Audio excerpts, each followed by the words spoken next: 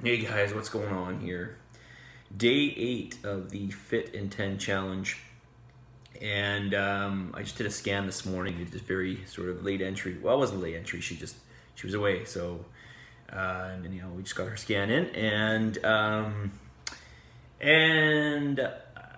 she had a great question with she'd done a challenge with us previously, and it reminded me of something, and I don't want you to make this mistake, and that is this.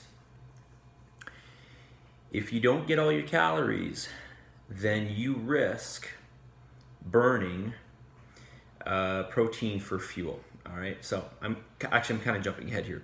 What's happening is, I stress protein intake, right? And I tell each and every one of you, or I should have told each and every one of you, that's basically the foundation of your diet is your protein. You want to make sure that you get your protein in every single meal.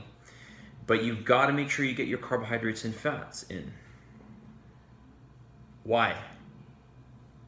Why? Because if you don't get enough of those fuel sources, guess what becomes fuel? Protein. So we don't have enough protein for muscle maintenance and muscle recovery, okay? So we need to make sure we have enough fuel there, all right? We got to get away from this mentality of less is better, because it's not. Less will not lead to better results, okay? I'm going to say that again. Less will not lead to better results, okay? Make sure you get all your calories in, all right? If you don't get all your calories in, you're probably going to come back. You'll come back with body fat loss, but you'll come back with muscle mass loss, and we don't want that, all right? So get all your calories in.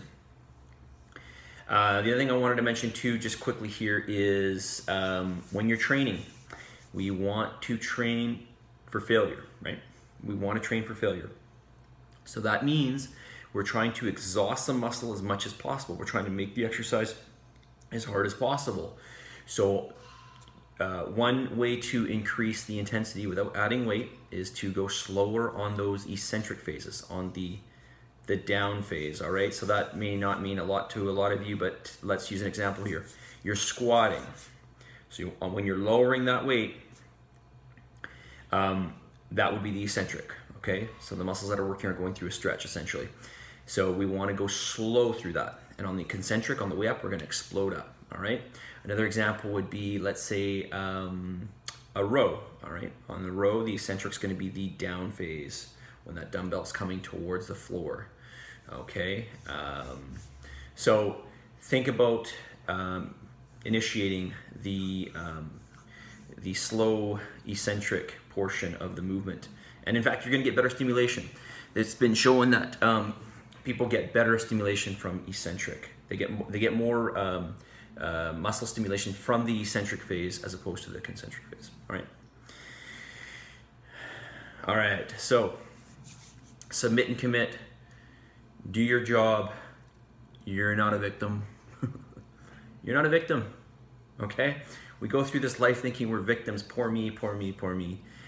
Listen, I'm not saying you all think this way, but there's been times where you don't maybe say that to yourself, but it's there in the back of your mind and you feel sorry for yourself. So don't feel sorry for yourself. Don't feel sorry for yourself. Take control, take action, make change happen. It will happen if you do the system that I gave you. All right? I'll talk to you soon, guys. Bye.